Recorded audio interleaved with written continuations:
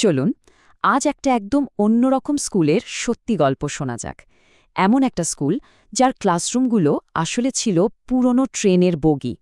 আর সেই সাথে আমরা শুনব এমন এক আশ্চর্য কথোপকথনের গল্প যে একটা ছোট্ট মেয়ের জীবনটাই পুরোপুরি বদলে দিয়েছিল।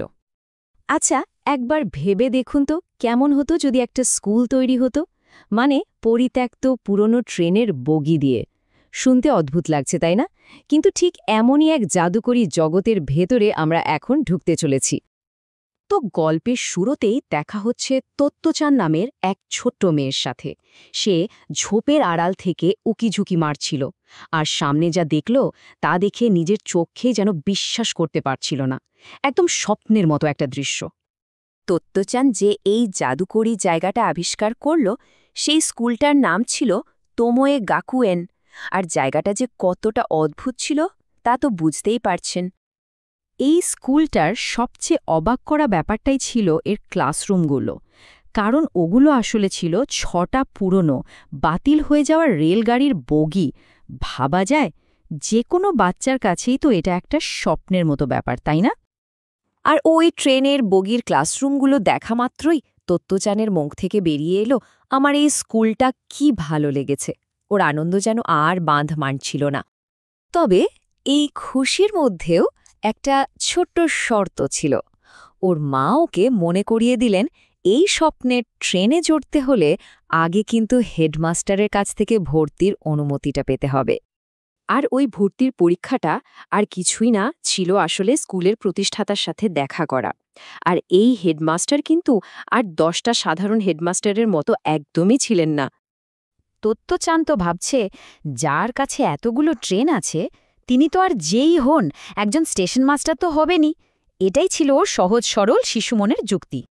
কিন্তু হেডমাস্টারকে দেখে তত্ত্বচান একটু অবাকই হল। খুব একটা লম্বা নন, মাথায় চুলও কম, আর পরনে একটা বেশ পুরনো কালো 3 পিস স্যুট। এই সাধারণ চেহারার মানুষটা যে কী অসাধারণ তা তত্ত্বচান তখনও কিচ্ছু জানত না।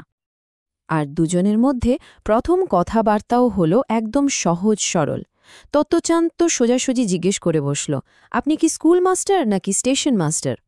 উত্তরে হেডমাস্টারও হেসে বললেন, আমি এই স্কুলের হেডমাস্টার। কিন্তু তত্ত্বচানকে ভর্তি করার আগে হেডমাস্টার যা করলেন তা ছিল এক কথায় অবিশ্বাস্য। তিনি একটা পরীক্ষা নিলেন না, বরং শুরু করলেন এক লম্বা অসাধারণ আড্ডা। হেডমাস্টার ওকে কাছে ডেকে বললেন, বেশ, এবার তোমার সম্পর্কে আমাকে সব বলো। যা কিছু তোমার বলতে ইচ্ছে করে সব বলতে পারো। ভাবুন তো একবার, কোনো প্রশ্ন নেই, কোনো পরীক্ষা নেই, শুধু কথা শোনার এমন আমন্ত্রণ। তত্ত্বচান এমনটা আশাই করেনি। আর তারপর তত্ত্বচান বলতে শুরু করল।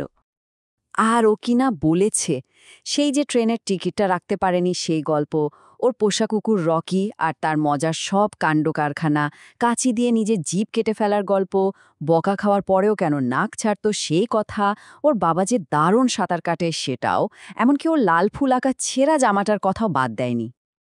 আর সবথেকে অবাক করা ব্যাপার হল, হেডমাস্টার কিন্তু মন দিয়ে সবটা শুনছিলেন। একবারের জন্য হায় তোলেননি বা একটু বিরক্ত হননি, বরং তার চোখে মুখে ছিল সত্যিকারের আগ্রহ। অবশেষে যখন তত্ত্বচানের বলার মতো আর কিচ্ছুই রইল না, তখন হেডমাস্টার খুব শান্তভাবে তার পকেট থেকে ঘড়িটা বের করে দেখলেন। কতক্ষণ কথা হয়েছে আন্দাজ করতে পারছেন? টানা 4 ঘণ্টা। অবিশ্বাস্য, তাই না? একজন প্রাপ্তবয়স্ক মানুষ একটা ছোট্ট মেয়ের এলোমেলো কথা একটানা 4 ঘণ্টা ধরে শুনেছেন। তো এই 4 ঘণ্টার লম্বা আড্ডার পর হেডমাস্টার শেষমেশ তার সিদ্ধান্তটা জানালেন। আর সেই মুহূর্তটাই ছিল সবথেকে গুরুত্বপূর্ণ। তিনি তত্ত্বচানের মাথায় খুব আদর করে হাত রাখলেন আর বললেন, বেশ, এখন থেকে তুমি এই স্কুলের একজন ছাত্রী। ব্যাস, এই সহজ কথাটাই যেন তত্ত্বচানের জন্য পৃথিবীর সবচেয়ে বড় উপহার ছিল। জীবনে সেই প্রথমবার তত্ত্বচানের মনে হল ও এমন একজনকে খুঁজে পেয়েছে যাকে সত্যিই মন থেকে ভালোবাসা যায়। কারণটা কি জানেন? কারণটা খুব সহজ। এই প্রথম কেউ সব এলোমেলো অর্থহীন কথাগুলো কেউ এতটা মন দিয়ে, এতটা গুরুত্ব দিয়ে শুনেছে। আর এই অনুভূতিটা ওর জন্য আরও অনেক বেশি দামি ছিল, কারণ ওকে তো আগের স্কুল থেকে বেরি করে দেওয়া হয়েছিল। কিন্তু এখানে এই মানুষটার কাছে এসে ওর মনে হলো জায়গাটা খুব নিরাপদ, খুব আপন। এই পুরো গল্পটা শেষে আমাদের মনে একটাই বড় প্রশ্ন রেখে যায়। আচ্ছা, শুধু মন দিয়ে মনোযোগ দিয়ে কথা শুনলেই একটা শিশুর জীবনে, তার ভাবনার জগতে ঠিক কতটা বড় পরিবর্তন আনা সম্ভব?